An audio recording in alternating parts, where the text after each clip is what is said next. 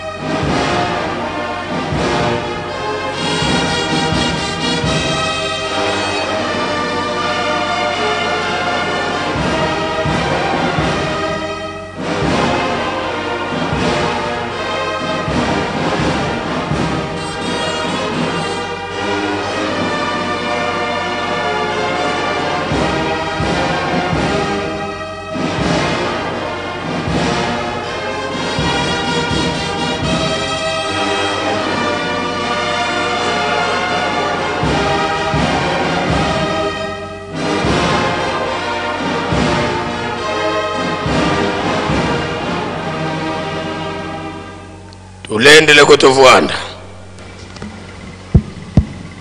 sedito wanzambi to tata mwanda velela beto bana bakutukulombele obakafulu watusikidikisa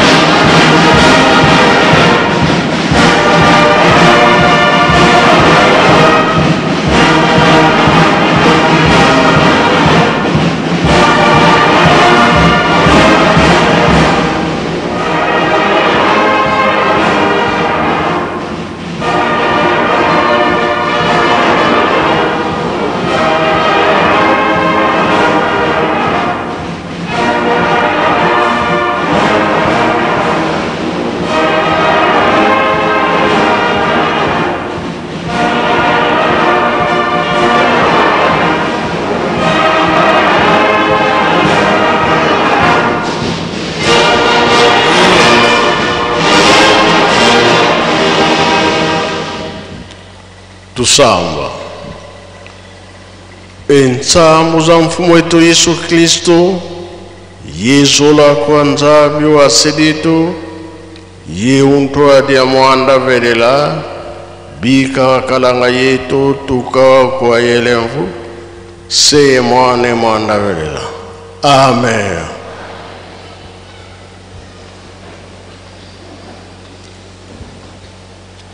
Na komba tata mwana pe tata mulimo santo. Tolanda ki matei na biso. Tata pasteur mtate ya kibiso. Abandela ke na banzembo ba Yuda.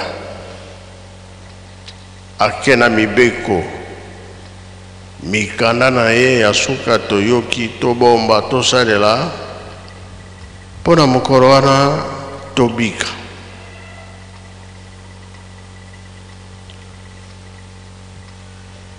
Batata balobaki na biso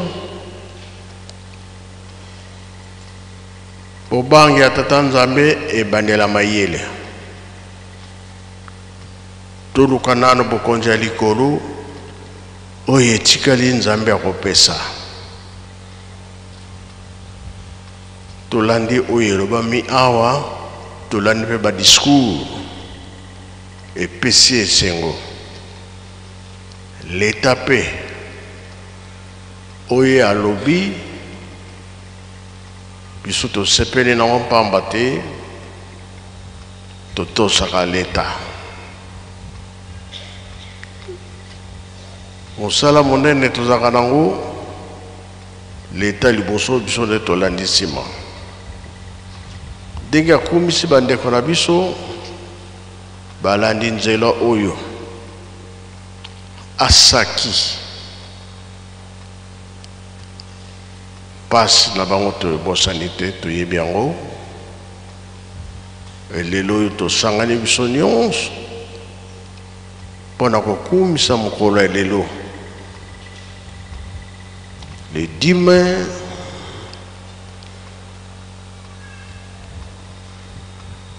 oyo basololaka na 90 na bapapa balobelaka yango mingi tozalaka te me oyo mpe bazalaki baza kotémoigner e biso mpe tozoyoka yango tozotémoigner départ babengaki ngai balobi biso tozokokende kasi awa bokotikala botonga Yerusalemi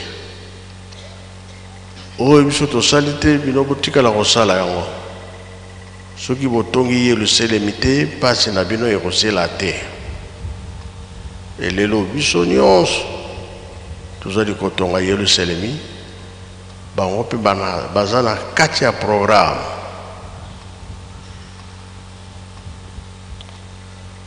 oyo ezali 4e génération oyo ezali ke nkolo Yesu alobaka yango tata molimo santo alobaki yango batata na biso mpe balobaki yango ke mokili ekoningana ya solo tomoni ke mokili eza ya koningana biso nyonso toza na mpasi na mokili oyo tozokomona tozokosala ezali ke Nzambe aningisi mokili me tokosala ndenge nini mpo tobika batata balobaki na biso kaka mabondeli ndenge mokili eningani na mangomba mpe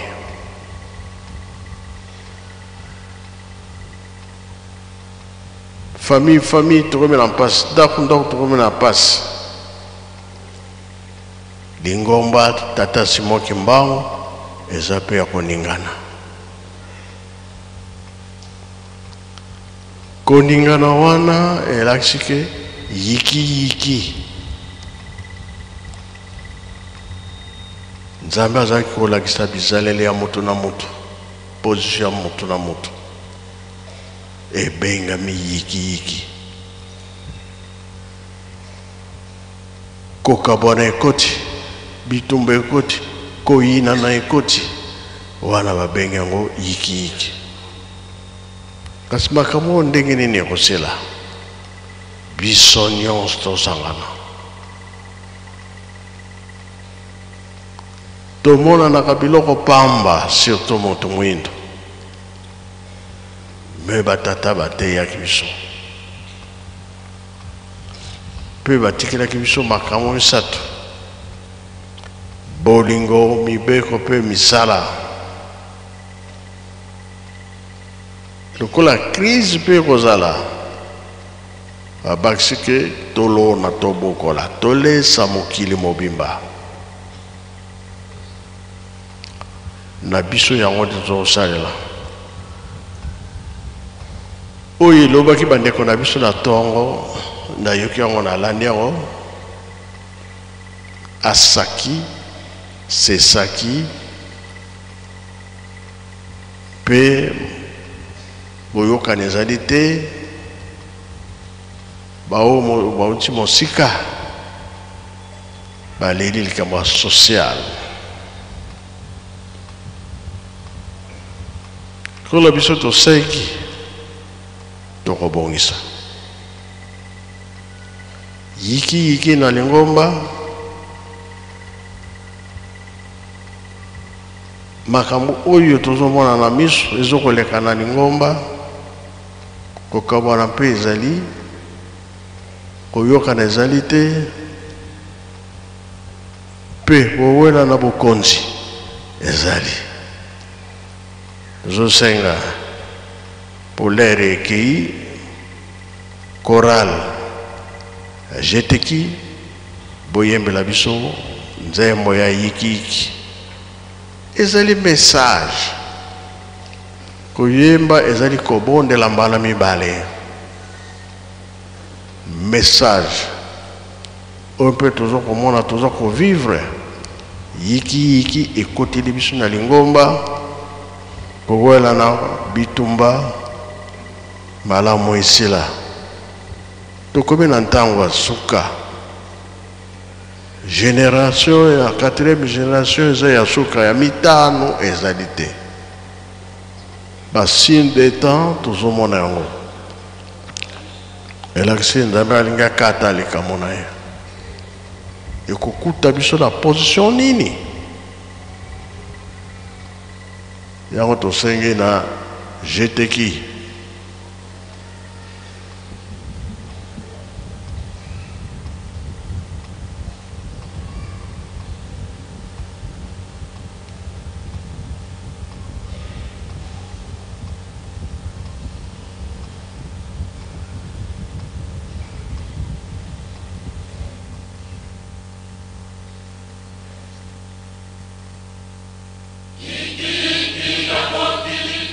Ekoti kwa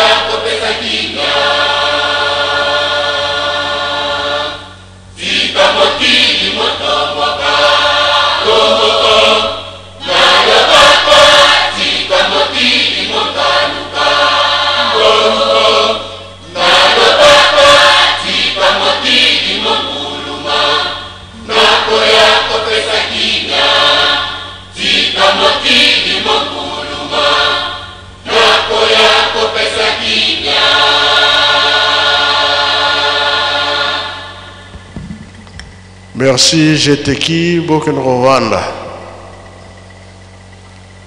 Bisonyos tolandi nzembo. Tohuti wapi, tuzali kokende wapi. Kolo Yesu alobaki yango, Matie akomaki, baliki bango nyonso. Ndenge kolo Yesu alobaki, mokili ekoningana. Pasi ekozala mokili. Crise pe ekozala mokili. Bayekoli batuni na tango na biso te na 4e génération. Yango 4e génération.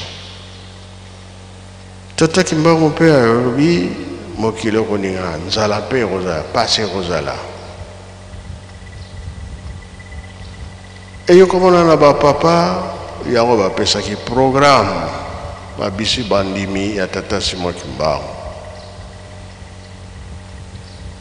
Mabondeli ya tongo,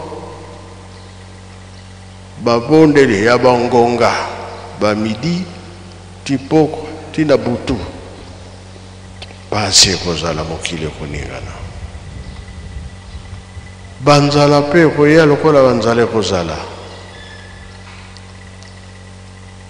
Tolo na tobokola tolesa mokili lelo yo lutendele tuza kolona tuza kobokola na kunzulu tozali kolona kobokola tolobi be place ebele bisika tovandaka tolona tobokola ezali plan ya Tata Nzambe. Soki tozosala makasi na mabondeli, ye Kimbangu azali nani likambo te. Mo oizo ye la biso na liboso toyebi yango te. Elelo tomoni bandeko na biso baye na date na bango pona nini nzambe ayokaka libondeli ya mutu nyonso ya mipesi. Biso pe lelo tozali kosenga biso batuuti mosika tosenga mabondeli lelo nzambe ayokela biso pasi oyo esila. Oyo nyonso toza koloba eza na kati na Bible.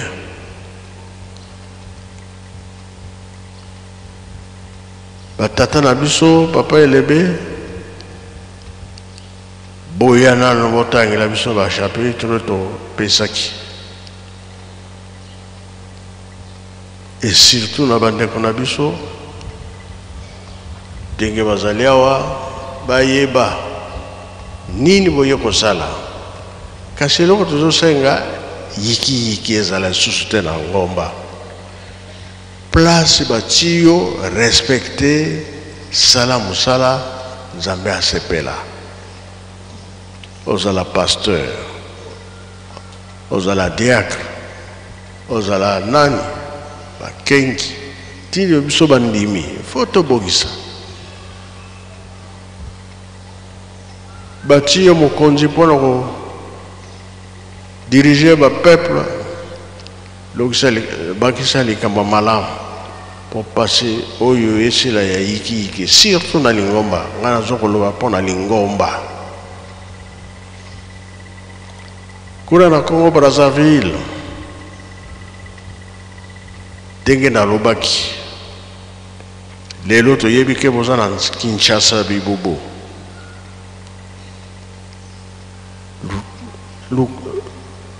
ma place nyonso boza nango ya misala bozongela kuna Kinshasa babubu dispensaire ezala école ezala tosengi mpe banzela babongisa ti nzela oyo ya Boko Mandombe esalama, nzela oyo Boko Kinshasa bibubu esalama. Tolingi bongo na bekol na bandako batu babandoko komela zanga te. Bo somba pe groupe ya moteur ya monene botia kona totia radio na television iloko wana nde kopesa biso makasi na musala oyo tozosala kolona pe kobokola ezanga te kokabona pe ezala te. To wana tozosenga sika nyonso toyebi pe kuna Kikwiti lelo boza na Ntsintsani toyoka sango malamu kuna Kikwiti bambuta bayaki kuna mpona ndako na bino eza na nkamba esila. Na Allemagne boza pe na programme mingi bajeteki osala likambo wana oyo bongo osala bolakisa pe le 24 décembre ndenge bomesana. À Paki le 18 mai oyo bokosala le 20 mai tomona likambo bokoya nango pisika nyonso bozali le 18 mai osala programme makasi à Paki. Bamama mpe bandimake Paki bazali baresponsable, batata nde bazalaka baresponsable na ndako bisika nyonso. Bolakisa bamama bozangisa te. Sikoyo batata tokota na chapitre na bandeko na biso asaki bayawa tina nini bayeli na nkama. Nzambe ayokela biso yiki esila na lingomba na biso tolingi yiki te. Bisika nyonso mutu wa mipese na mabondeli toza bapaya te. Nga na telemi nano wana Papa Pasteur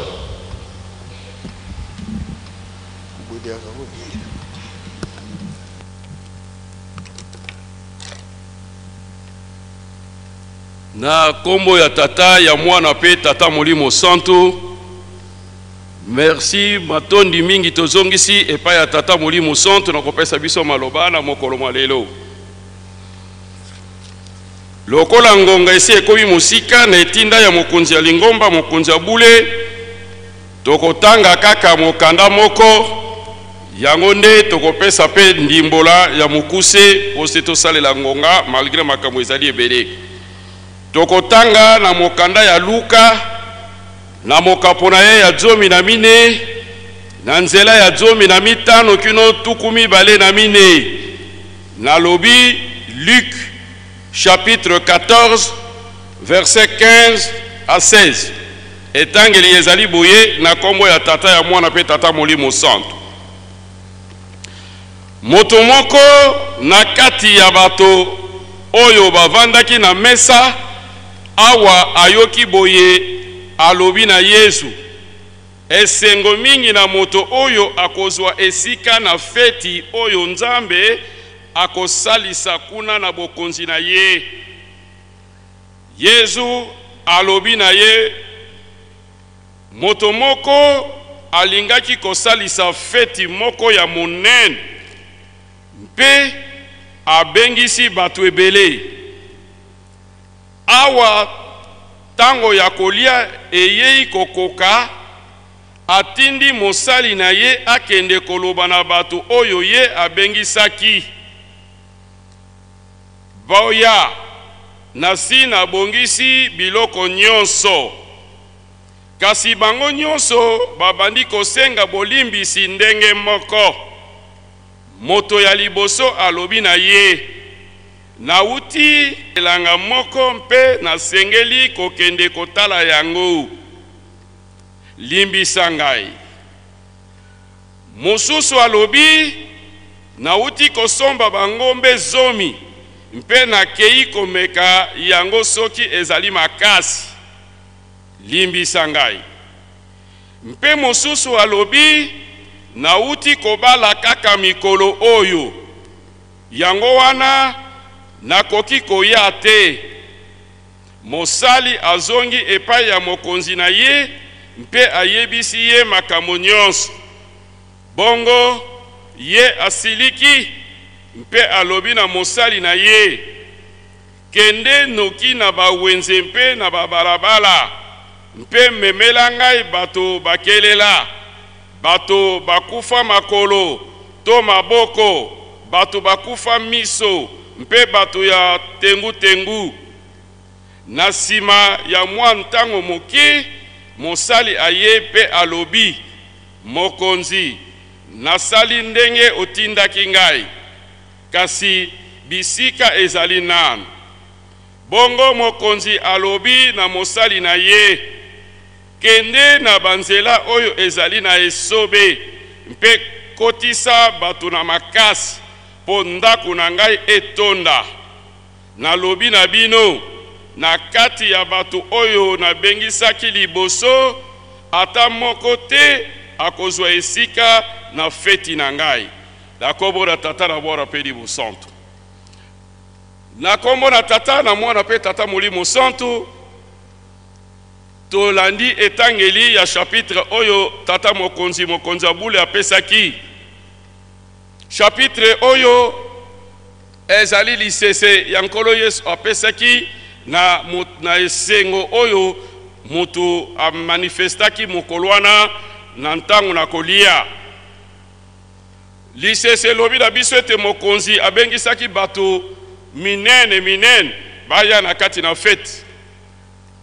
Alors lisese wana ndenge totangi tokozongela susu kuna te, ezali na biteni mibale. Eteni ya yambo, mokonzi abengisaki bato ya minene na fete.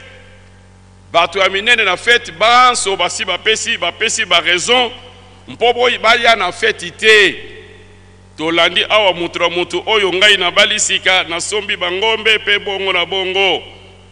Mokonzi atindi bato na ye baluka bato mususu babenga bakanga bango tana makasi baya kotondisa ndako na ye mpo elambo oyo asalaki ebeba te. Lisese oyo pona bato ya minene oyo mokonzi abengisaki, eliko bato ya minene tango basui invitation babengisami na fete, bakokangaka matoi na bango, balingaka koyoka te ete bakende na losambo. bakende koyoka liloba na Nzambe mpote bakoko bongwana bakoko sala malamu mpote kimia oyo tozali koloka ndenge tata mokonzi abula lobi ekoko koya na kati na mokili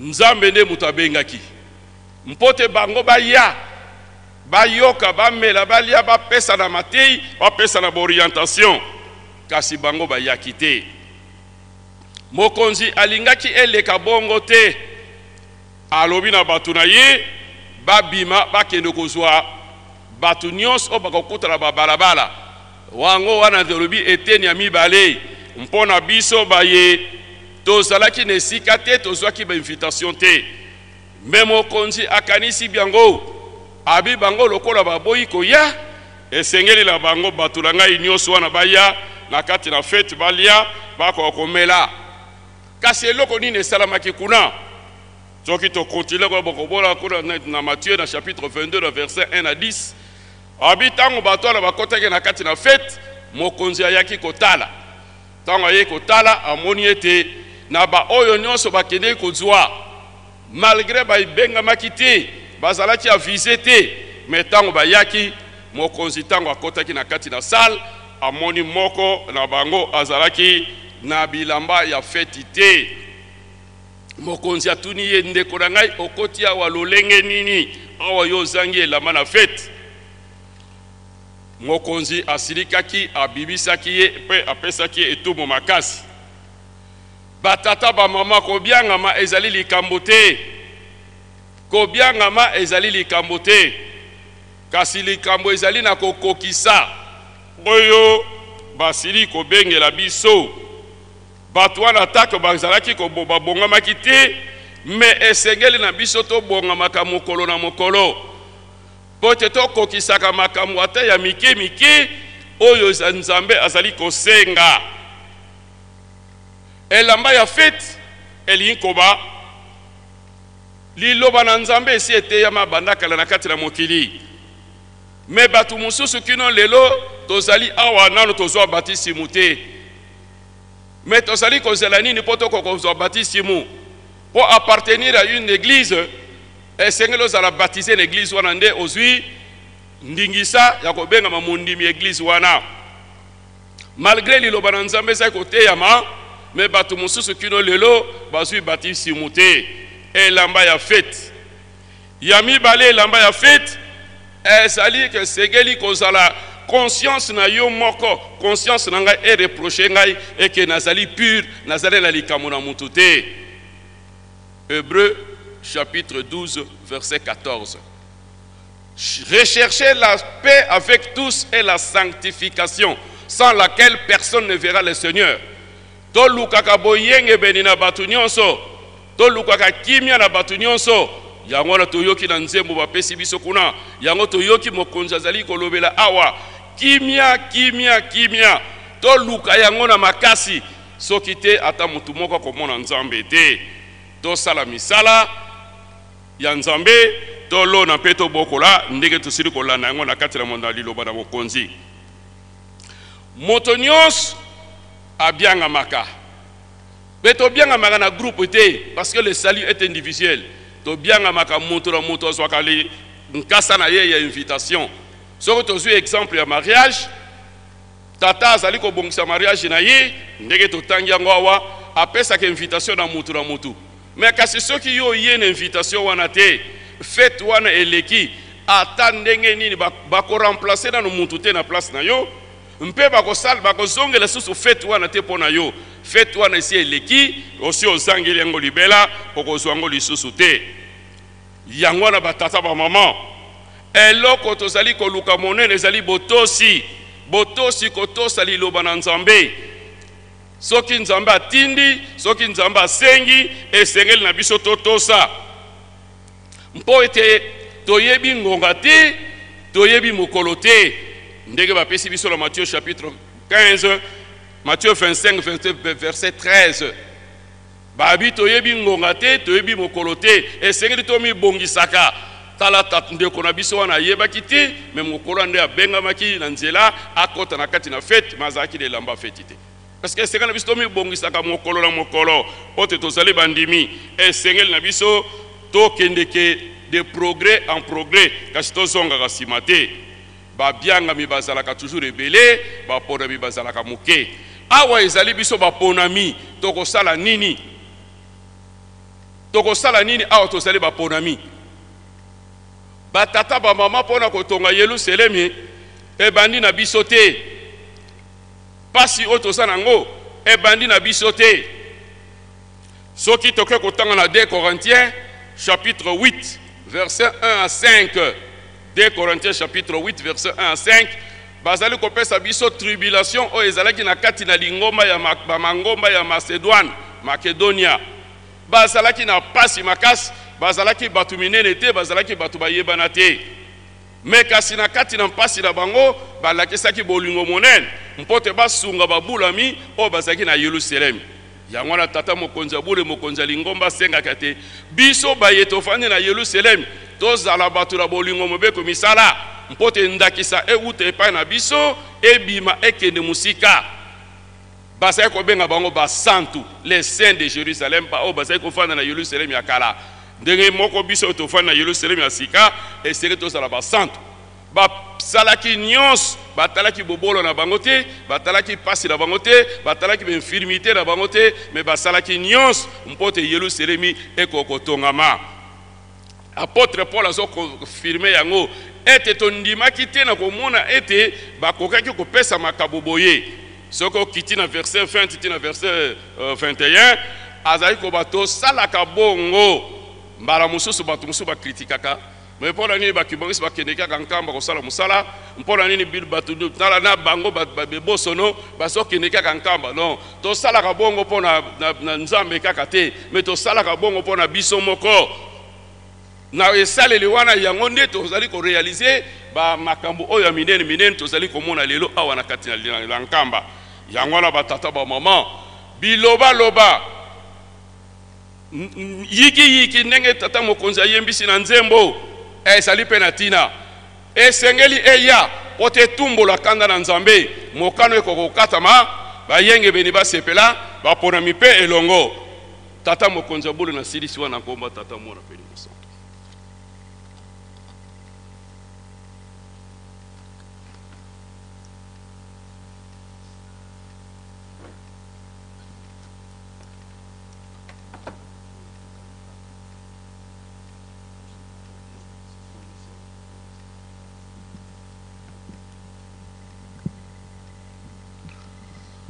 Nkomona nzambe tata mwana tata molio mosantu tango ezali mokuse merci tata mokonzi abule tata molio mosantu mingi oyo yo opesaki na biso soki na autorisation na yo ekoki kozongela yango mardi na autorisation na yo bien sûr tokopesa kaka quelques 2-3 chapitres na maye ndenge yo pesaki ndingisa batata bamama bandeko na kati na église kembangiste tozali na 4 sources ya inspiration. D'abord les saintes écritures bibliques et puis 2 maloba ya ye moko tata molio mosantu nzambe nde babengi yango magistère et puis l'hymnologie kembangiste ndenge toyoki banzembo couplé à cela, bandoto, vision, ça fait partie de l'hymnologie qui maniste parce qu'il y a un message. Et puis la tradition des anciens. Maye tata mokonjabule awuti kolobela biso awa ya yiki pendenge nini kimia ekopesa ba kimia ngo ekopesa na nani pe na isika nini toyoki yango na nzembo toyoki yango na tata mokonjabule. Komama na chapitre Zacharie chapitre 9 verset 9 à 10 soki totangi kuna makamo ya yiki makamo yo tozali nango na tango asuka na ndenge pe ekosuka ekosila kati na Yelusalemi na ye moko nkolo nde makamo wana esakolamaka na Zacharie chapitre 9 verset 9 à 10. Donc ezala nzembo ezala maloba tata mokonzi abule ezala pe na kati na Bible topesi bino référence tokokai ko ba référence ba chapitre ebele mais l'essentiel ya ngwana nde biso topesi na esika ena ya Zacharie chapitre 9 verset 10 9 à 10 bien sûr. Kuna na verset wana Nzambe alobi boyete Ephraim akokata ba arc ba char de combat Ephraim mpe ye Nzambe akopesa kimia ndenge biso tolandi na nzembo. Avec votre autorisation papa nakoloba kaka moke nani akopesa kimia po ete yiki esi la pe na kata lingomba soko lingomba et Dieu kimia mokili pe kozwa kimia. Dieu parle d'Ephraim. Qui est Ephraim? Ephraim azali nkoko ya Jacob, Israël, nkoko na ye. Mais Ephraim na Manassé, likamwana tata mokonzi abule alobaka yango mingi, mais yangwana nde na pesi yango po ezali na kati na Bible. Nkoko azalaka mwana ya mibale. Nkoko akozalaka mwana ya mibale. Référence yango.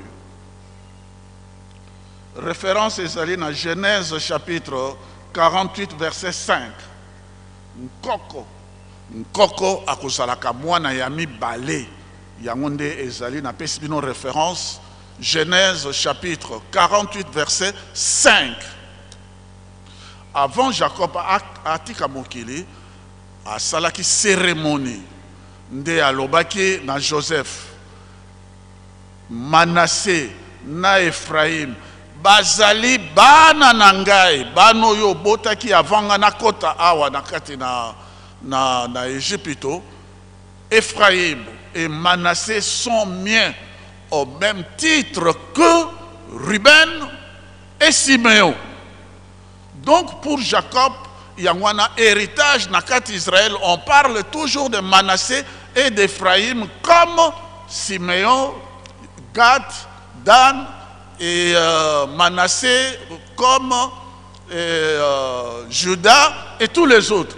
Donc Koko akozalaka mwana ya mibale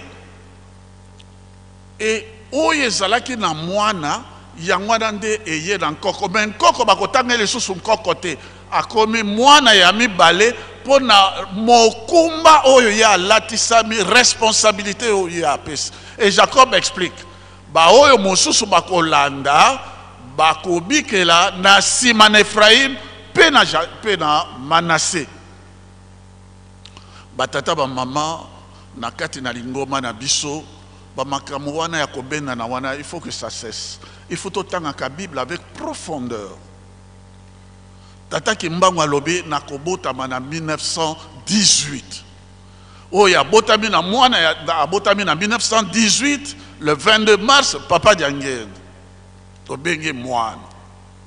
Mais alobi na kobotama na 1951. Mokoloye atiki nzoto na 1951 tata mokonzi abule papa Simon Kimbangu kiangani abotami. Na bunzoto to kobenga nkoko. Mais na molimo na Bible azali lisusu nkoko te parce que azali tata mokonzi abule nde ye abiangami nkoko azali mwana mibale. Makambo nyonso oyo ezalaki na mwana oyo ezalaki na tata oyo ezalaki na mwana nde mokuma wana epesameli ye. Ba oyo mosusu bakoya kobikela na sima na ye yango wana ezali kosenga nini botos. Soko Nzambe apesi biso ndingisa mardi toko développer yango en profondeur. Parce que soki bino boto landi engebene Bible, engebene likambo na Nzambe uta ebandeli yiki ekwe ko salate. Ekwe ko salate. Il faut atosama.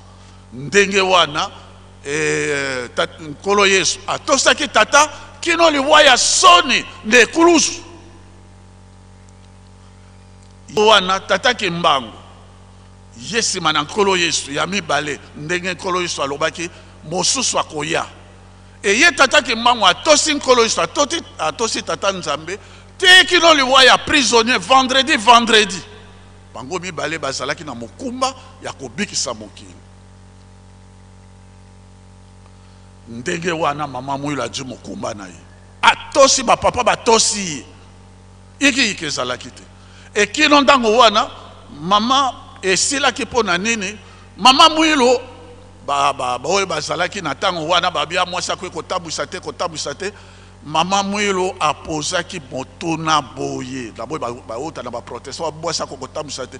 Mama Mwilu alobi mettons yo ozali aveugle, apesi bango motuna yo ozali aveugle oyebi te ndenge ya kokende na mbanza ngungu, me oyo monaka akamati yo na loboko mpo ete akomisa yo na mbanza ngungu, okolanda yo bi okolanda ye te. Balobi tokolanda bien ngai nde nakamataki mokumba, ngai nde nazali komema. À partir de ce moment là bango nyonso pi yende moto ayebi nzela, yende azali na kati na elaka. Ndenge wana batata bango misato bakamati mokuma ya botos na kati na bango yiki ezalaki te.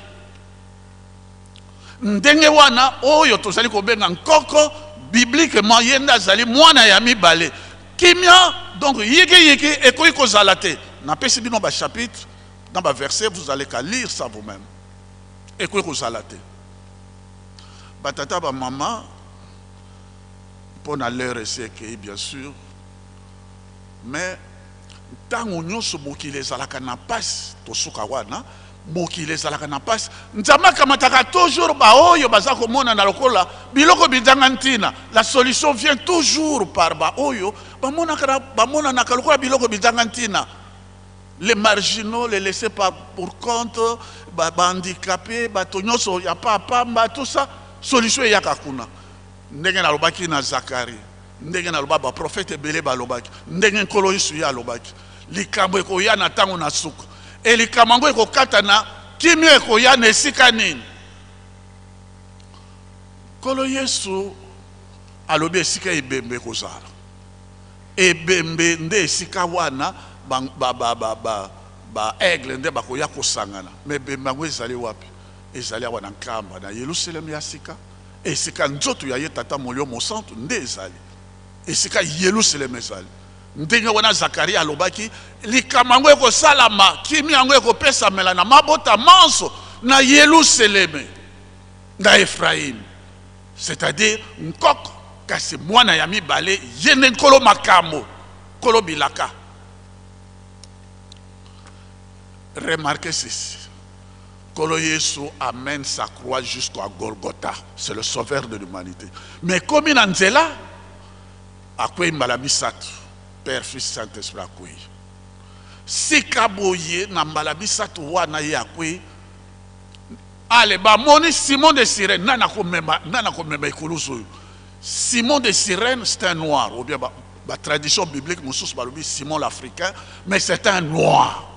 Il avait bananemi balé Alexandre na Rufus. Balobia voilà, yonde mutoko ko mema yango, c'était un noir. Parce que à cette croix s'attachait la malédiction. Romain ko comme akoko simba croix wana te mema yango. Bango ba juif non. Ba sundoli yango na moto mwino à l'africain. Or, bazali ko bossa nete ce faisant bazali ko kamata likamo ya nkolo Yesu e koya nakati na Afrique e koya nakati na Yerusalem na sika et sika kimia ko pesa melana mabota manse et ko sangisa juif et non juif toutes les nations et sika bembe ko salaka. Mais ça sera en Afrique, berceau de l'humanité et pas en abysse. Donc mutako benga ma o handicapé boye na boye mais nzama kamata kaka batu bizanga ntina pona ko yokisa. Ça c'est dans 1 Corinthiens chapitre 1 verset 27 à 28 29. 1 Corinthiens chapitre 1 verset 27 à 29. Nzambe akamata kabato yo bazalo kola bilema lokola bato na liboma pona ko yokisa bato na mayele soni. Akamataka biloko ya pete mpona koyokisa bato na makasi soni mpo moto aloba te ke ngai grâce à moi ngamte munasali. Dieu n'aime pas ça. Yango na kamataka biloko pam yango na pasteur Kabemba malgré temps il a développé bino nzama kamataka bato lokola bato moko kaka ya ndenge wana message ne lokumu ne nkemone ezala kaka à partir ya bango. Et si vous lisez bien la Bible, on commande même les femmes stériles. Nzambe azalaki kokitisa nkemone kaka à travers prenez maman Zacharie, maman Elisabeth, elle était stérile. Mais quand il a eu Jean-Baptiste aye kobotama, aumelaki ma boti tout monene Jean-Baptiste. Kamata Anne. Aumelaki Nzambe a utilisé kaka bango. Na kati na ye aye kobota nani? Aboti moto monene o biso tozali ko benga Samuel. Kamata exemple nkolo Yesu ye moko. Abotami na maman Marie. Ayebaka mobali te mabotami na nguya tata molimo mosantu. Et toko kamati la bino exemple même Rebecca ayaki kobota Esau na Jacob aumelaki et kamata ye moko mama Sarah aumelaki Nzambe akamata kaka et siko biso tozali komona ke solution ezalite Nzambe ati solution et pas na biso lelo le dit mais nani ayebaka nana yebaki ke colon belge mutuna makasi Allemagne a envahir la Belgique et qui me le ezalite bakena ko recourir na nani na o ya salaki libanga e boa kama ya salaka na ntina te et c'était le 10 mai 1940 bake ko kamata papa ki solokele na papa diangene bana ya papa kimbango balobi boke na ko senga epai na tata na bino alongo la Belgique na kati ya maboko ya Allemand pe na roi na maboko allemand papa diangene akoti sur le boko na poche abimisi chapelet ba weleli chapelet babi pasa bo benga tata na bino ndenge bino boko benga kaye tala nano oyo libanga oyo ba boa kaka yango nde pesi solution. La Belgique est Belgique aujourd'hui avec son roi et sa histoire to doit katante po na yango lelo boy soki biso to koluka tata kimbango lelo boy soki biso to koluka papa diangene ezali kaka na moto moko ya zali na voile azali na bâton sacré to koluka ye pa ya nani e pa na tata Simon Kimbangu kiangadi pona nini nkoko azalaka mwana ya mibale na mokuma ya azali na yango biso nyonso tuto sangana na moto moko derrière lui ye moko alobaki bino nyonso bozala sima na ngai moto azala ngai te bino nyonso sima na ngai soko biso nyonso tu derrière papa Simon Kimbangu kiangani yende ayebi kuna esika biso tozali kokene pe esika biso touti yeke kozala te et tokozwa solution et tokolongwa na kati ya pasi o biso tozali na yango na komona tata mwana tata molio mosantu.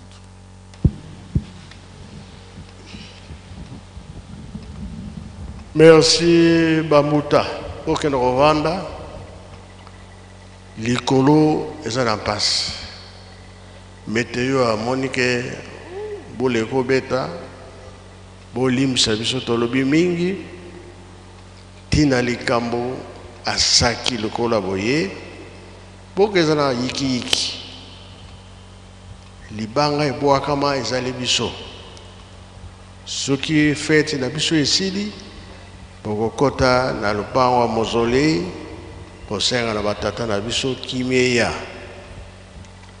biso bato zobondela biso bato mipesi likambo moko kaka tozo kosenga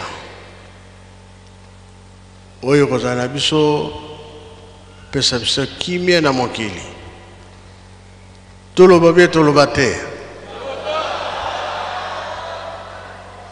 naloba tobomba kaka toboloba te bon tika naloba bosomi ya molimo eya te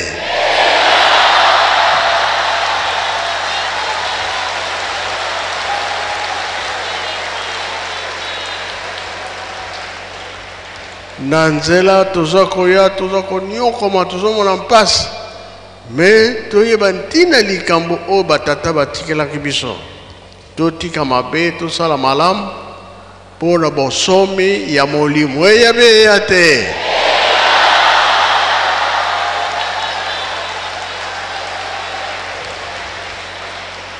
so bomoni ke toke molai na ba chapitre zo pesa muto ya boa kama bamona ka eloko pamba be makambo pe kozale pa na ye bongo be bongo te asaki aye aboa kama lokola eloko pamba be lelo aye biso tolobi suka tokino sisa kuna na kati to silisi na komba tata mwana pe tata mosantu amen bika tokubikeno moko twatonda lusiku musu tutambuni kwa tata nzambi munkumbwa se mwane tata mwanda velela munkumbwa se ye mwana ye tata mwanda velela